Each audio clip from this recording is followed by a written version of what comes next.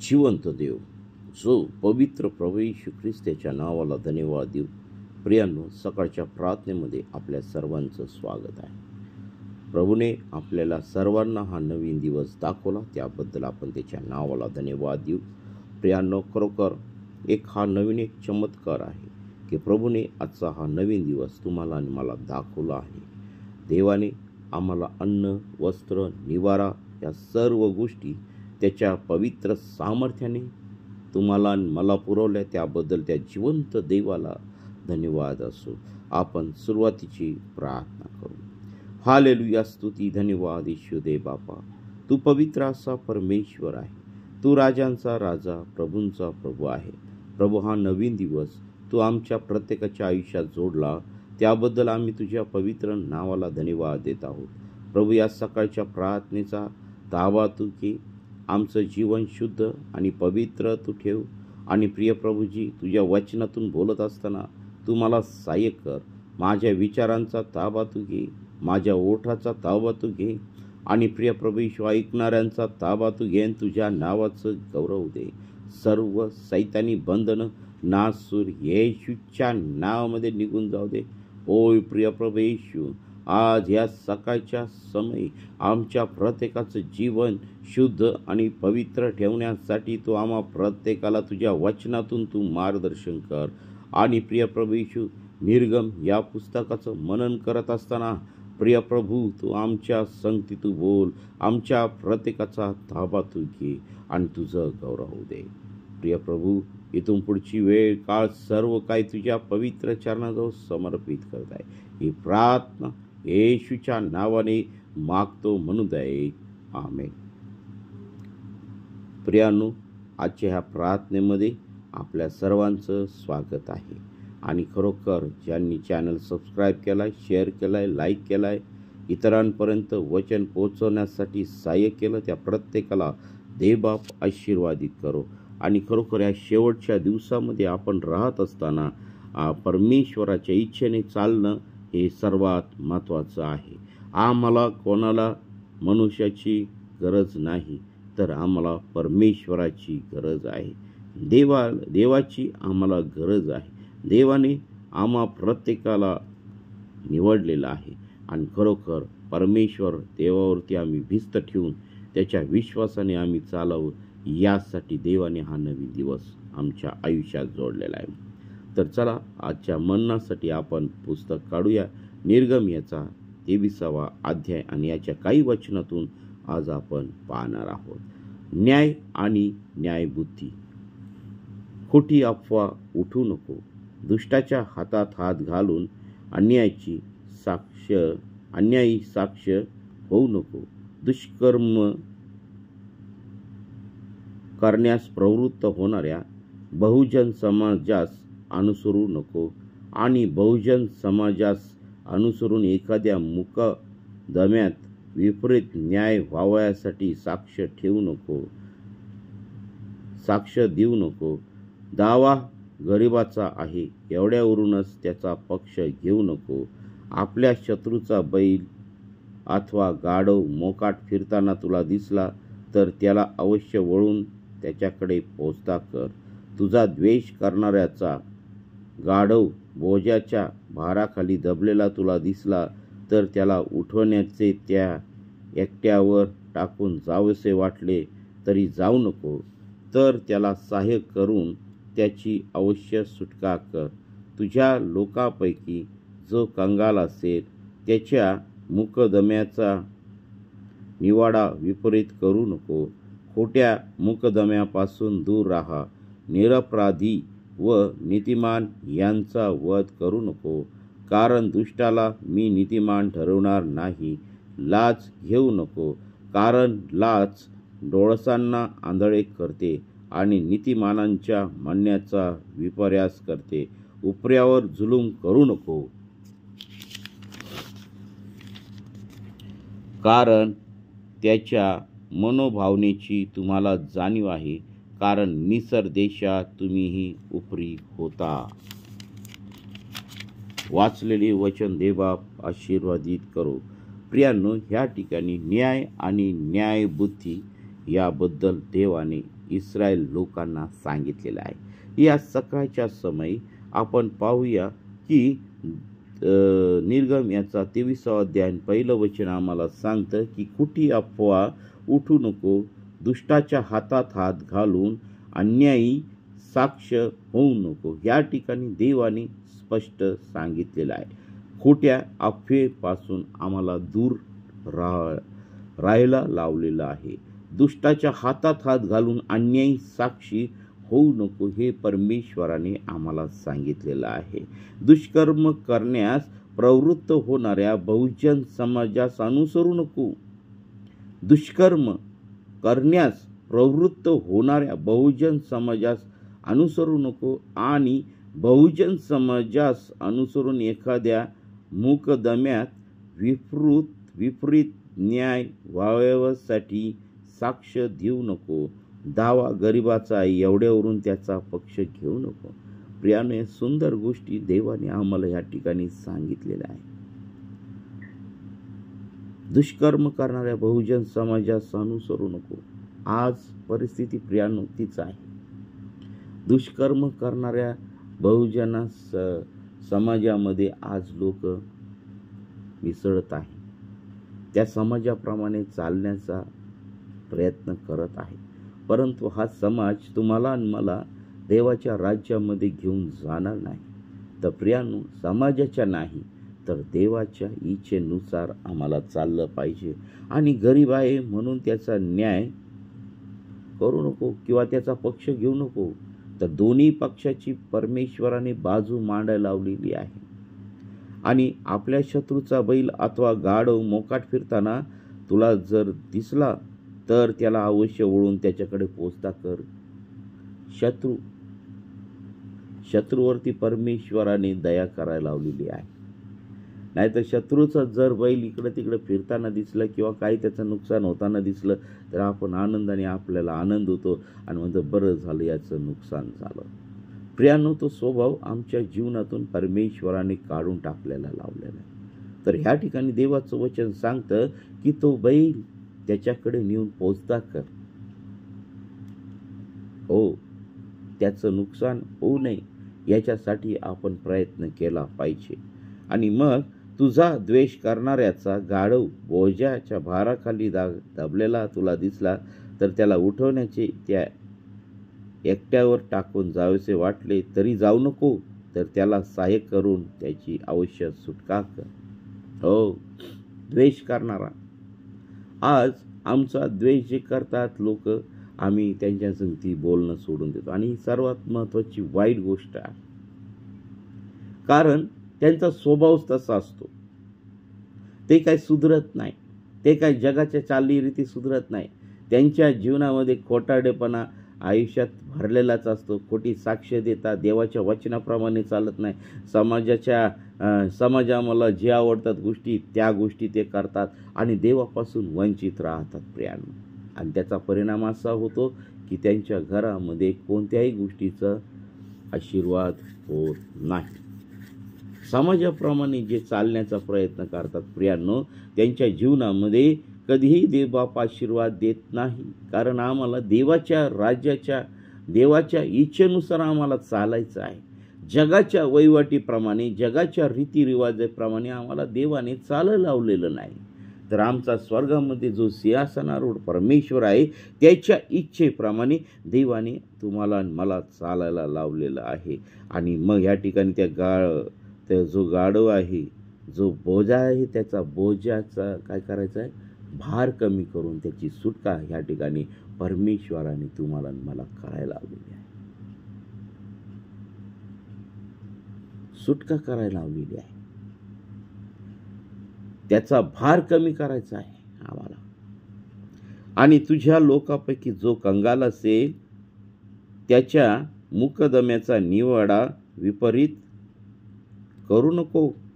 कंगाल लोक, ज्यांच्याकडे काही नाही. आज लोक काय करतात, ज्यांच्याकडे पैसा आहे, ज्यांच्याकडे संपत्ती आहे त्यांच्याकडेच लोक जातात. त्यांच्याच पुढं करतात, त्यांनाच मान सन्मान देतात. आणि एखादा गरीब कंगाल जर आला तर आम्ही त्याला मान देत नाही, सन्मान देत नाही. आमच्या इच्छेप्रमाणे जर वागणारा नसेल तर आम्ही त्याची भेट घेत नाही, त्याच्याकडं आम्ही जात नाही, आम्ही त्याला आपलंसं करून घेत नाही. तर ही आजची जगाची परिस्थिती आहे प्रियांनो. परमेश्वराचं वचन आम्हाला जगाच्या व्यतिरिक्त आम्हाला शिकवत आहे आणि खूप सुंदर वचन आहे. परमेश्वराने ह्या ठिकाणी इस्रायल लोकांना खूप सुंदर असं ते मार्गदर्शन केलेलं आहे, खूप सुंदर असं शिक्षण ह्या ठिकाणी देवाने दिलेलं आहे. का? तर देवापासून ह्या लोकांनी दूर जाऊ नये, कोणत्याही पापामध्ये त्यांनी पडू नये, देवाच्या विरोधात जाऊन त्यांनी कार्य करू नये, म्हणून देवाने ह्या गोष्टी ह्या ठिकाणी सांगितलेल्या आहेत.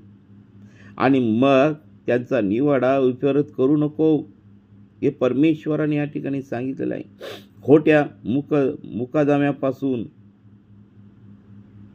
दूर राहा, निरपराधी व नीतिमान यांचा वध करू नको. निरपराधी आणि नीतिमान यांचा वध करू लावलेला नाही पाहिजे. प्रियांनो, आज लोक असे काही जगामध्ये आहेत की जे आपल्यावरती उपकार करतात, त्याचे उपकार विसरून जातात.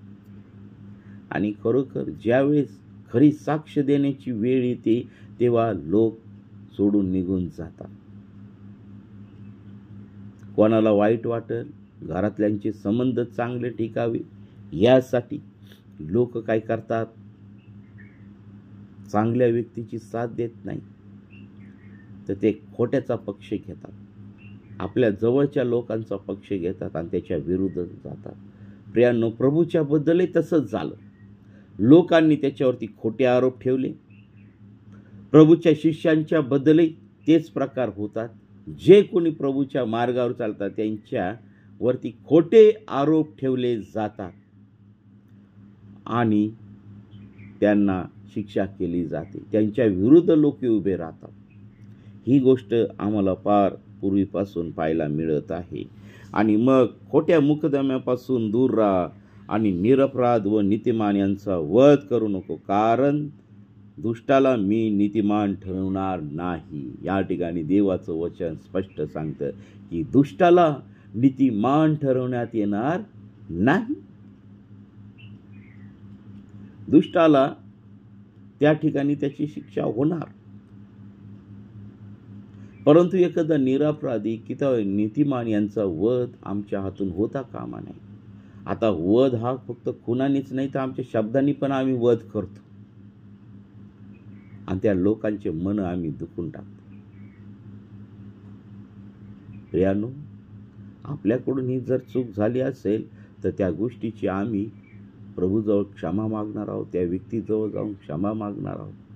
क्षमेस योग्य असेल तर क्षमा मागा, नाहीतर डुकराच्या पुढे जाऊन तुम्ही जर क्षमा मागितली ते डुकर 10 वेळेस त्या गटारामध्ये जाऊन लोळणार आहे. हे लक्षात ठेवा. त्या लोकांपासून दूर राहा, त्या लोकांशी संबंध ठेवू नका. 1 वेळेस, 2 वेळेस, 3 वेळेस, 4 वेळेस, 5 वेळेस, 10 वेळेस त्यांच्या वेळेसाठी प्रार्थना करा.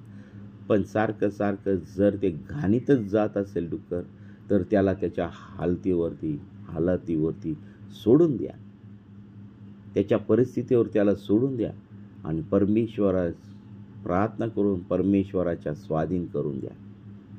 परमेश्वर देव त्यांचा न्याय करू. आणि दुष्टाला नीतिमान मी ठरविणार नाही. लाज घेऊ नको, कारण लाज डोळसांना आंधळे करते आणि ती नीतिमानांच्या म्हणण्याचा विषय विपर्यास करते. बघा, लाजेबद्दल तर खूप महत्वाचं दिले. लाज घेऊ नकोस. काय करते लाज? कारण लाज डोळसांना आंधळे करते आणि नीतिमानांच्या म्हणण्याचा विपर्यास करते. ज्यांना डोळे आहे, जे लाज घेतात, त्यांचे डोळे ते आंधळे होतात आणि खरोखर पैशाच्या मोहाने, कोणत्याही प्रकारच्या मोहाने, जगातील गोष्टीच्या मोहाने आमचे डोळे आंधळे होऊन जातात. हे केव्हा होतात? जेव्हा आम्ही परमेश्वरापासून दूर असतो, देवाच्या वचनापासून आम्ही दूर असतो. प्रियांनो, आज अनेक दासी त्यांचे गुडघे झिजवत आहेत, ते आपल्यासाठी प्रार्थना करत आहेत. आम्ही काय करतो, आमचा जोपर्यंत स्वार्थ आहे तोपर्यंतच त्या दासींच्या पुढं पुढं करतो, आणि जेव्हा आमचा स्वार्थ साधला, आमचा हेतू साध्य झाला, मग तो कोण देवाचा दास आणि ती कोण दासी. आणि मग आम्ही त्या लोकांशी हळूहळू संबंध तोडायला लागतो. कधी तोडायला लागतो? ज्या वेळेस आमच्या जीवनामध्ये काहीतरी चूक असेल, ज्या वेळेस आमच्या जीवनामध्ये काहीतरी पाप असेल, त्यावेळेस आम्ही देवाच्या लोकांपासून दूर पळण्याचा प्रयत्न करतो. आणि सैतानाला ह्याच गोष्टी पाहिजे, त्या दुष्टाला ह्याच गोष्टी पाहिजे की आम्ही देवाच्या लोकांपासून आम्ही दूर राहायला पाहिजे. प्रियांनो, अजून एक गोष्ट आहे, आपल्यामुळे जर त्या विश्वासणाऱ्या मंडळीमध्ये दुफळी माजत असेल तर प्रियांनो, आपण त्या मंडळीमध्ये जाऊ नये.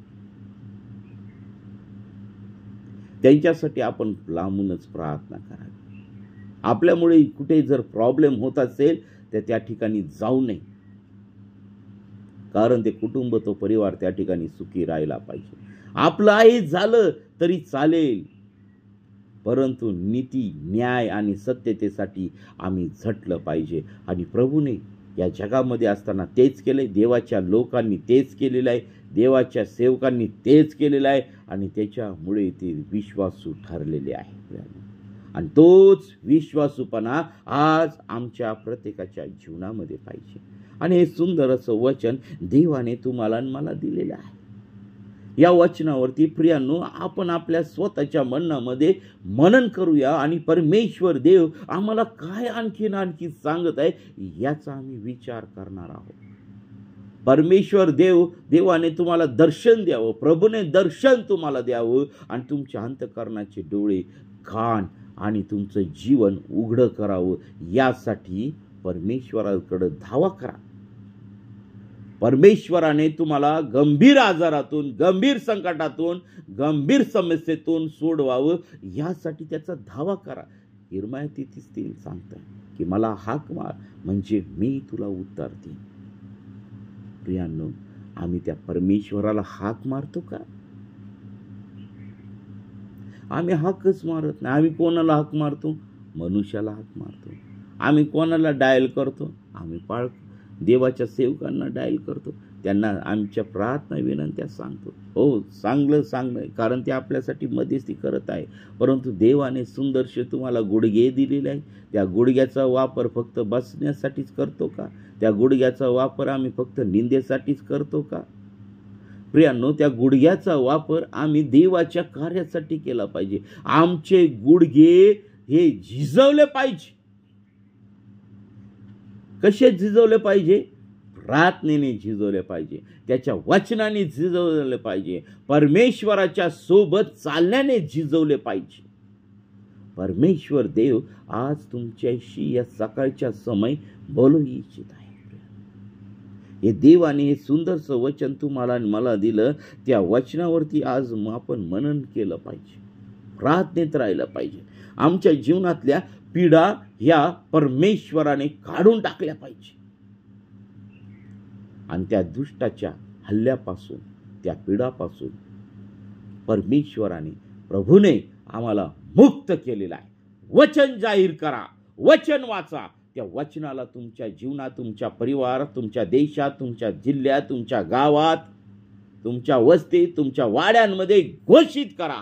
परमेश्वर देव तुम्हाला प्रार्थनेत उत्तर दिल्याशिवाय राहणार नाही. परमेश्वर देव तुम्हाला आरोग्य दिल्याशिवाय राहणार नाही. तर चला आपण ते वचन घोषित करूया, आपल्या जीवनामध्ये उतरून घेऊया आणि त्या दुष्टापासून दूर राहूया. आपण प्रार्थना करू. हालेलुया, स्तुती, धन्यवाद येशू दे बापा. ऐकणाऱ्या प्रत्येक व्यक्तीला या सकाळच्या समय तू आशीर्वादित केलंस, त्याबद्दल आम्ही तुझ्या पवित्र नावाला धन्यवाद देत आहे. प्रिय प्रभू, आज प्रत्येक जो देवाचे दास दासी, तुझे प्रिय लेकरं आहेत, जे देवाचं वचन ऐकतात, त्या प्रत्येक परिवाराला, त्या प्रत्येक व्यक्तीला तुझ्या पवित्र सामर्थ्याने तू आशीर्वादित केलेला आहे. सर्व सैतानी बंधन, सर्व सैतानी पीडा, सर्व सैतानी आजार, सर्व सैतानी निराशा, सर्व दुष्टाने लावलेल्या पीडा नासूर येशूच्या नावामध्ये निघून जात आहे. प्रभू, तुला बसलेल्या फटक्याने आम्हा प्रत्येकाला तू आरोग्य दिलेलं आहे. माझ्या पाठीमागे म्हणा, तुला बसलेल्या फटक्याने मला आरोग्य प्राप्त झालेलं आहे आणि सर्व दुष्टाची सत्ता आमच्या जीवनातून निघून गेलेली आहे. हालेलुया, स्तुती धन्यवाद येशू देवा. तुझी सत्ता आमच्या जीवनामध्ये प्रभू तू प्रस्थापित केलीस, त्याबद्दल मी तुझ्या नावाला धन्यवाद देत आहे. प्रभू, कर्जबाजारी पण हे सर्व तुझ्या पवित्र सामर्थ्याने तू काढून टाक. होय प्रिय प्रभू येशू. ते बाप्पा, ज्या लेकरांचे लग्न होत नाही त्यांना वधूवर तू दे. प्रभू, जे जॉबलेस आहेत त्यांना तू सुंदर असं काम तू दे आणि त्यांना तू त्यांच्या जीवनामध्ये एक नवीन साक्ष तू दे आणि तुझ्या नावाचं गौरव होऊ दे पित्या परमेश्वर. होय प्रिय प्रभू, आज आम्ही ज्या लोकांसाठी प्रार्थना केली, ज्यांचे कामाचे प्रॉब्लेम आहेत, ज्यांचे कामं रखडलेले आहेत, जे प्रवास करत आहेत, त्या सर्वांना प्रिय प्रभू येशू तू आशीर्वादित कर.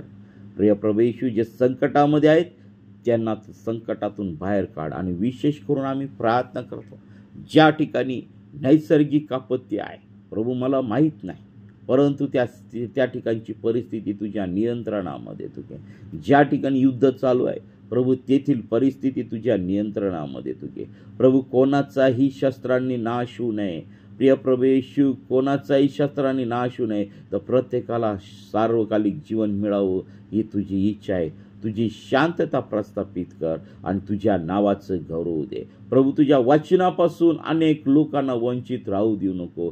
तर प्रभू, अनेक लोकांना तुझं वचन कळू दे, त्यांच्या जीवन बदलल्या जाऊ दे, त्यांच्या जीवनामध्ये तू कार्य कर आणि सर्व वाईट गोष्टीपासून प्रिय प्रभू येशू त्यांचं तू रक्षण कर आणि तुझ्या नावाचं गौरव होऊ दे पित्या परमेश्वर. हे देवा, आम्ही कुणी नाही तर सर्व काही करणारा परमेश्वर तू आहे. राजांचा राजा आहे, प्रभूंचा प्रभू आहे. प्रभू येशू, तू आमच्या प्रत्येकावरती तू दया कर आणि तुझ्या नावाचं गौरव होऊ दे पित्या परमेश्वर. प्रभू, तू आमची प्रार्थना ऐकलीस, आमच्या प्रार्थनेचं उत्तर दिलंस, त्याबद्दल मी तुझ्या नावाला धन्यवाद देतो. ही प्रार्थना येशूच्या नावाने मागतो म्हणून दे. आमेन, आमेन, आमेन. प्रियांनो, ज्या लोकांनी चॅनल सबस्क्राईब केला, शेअर केला, लाईक केला, त्या सर्वांचे मी प्रभू येशू ख्रिस्तामध्ये आभार मानत आहे. प्रियांनो, हे वचन जास्तीत जास्त लोकांपर्यंत तुम्ही शेअर करा. आणि प्रियांनो, जर आपल्या जीवनामध्ये देवाने आम्ही प्रार्थना केली आणि प्रियांनो, आपण जर प्रार्थना केली आणि देवाने जर तुमच्या जीवनामध्ये कार्य केलं तर खाली कमेंटमध्ये कमेंट करा, सांगा, साक्ष द्या, लिहा साक्ष आणि प्रभूचं गौरव करा. ऐकणाऱ्या प्रत्येक व्यक्तीला देवा तू प्रत्येकाला आशीर्वादित करो आणि कमेंट करा, शेअर करा, लाईक करा आणि देवबाप तुम्हा प्रत्येकाला आशीर्वादित करो. देवबाप प्रत्येकाचं जीवन शुद्ध आणि पवित्र करो. आजचा दिवस सर्वांना सुखाचा आणि लाभाचा जाओ. देवबाप सर्वांना आशीर्वादित करो. आमेन, आमेन, आमेन, आमेन, आमेन.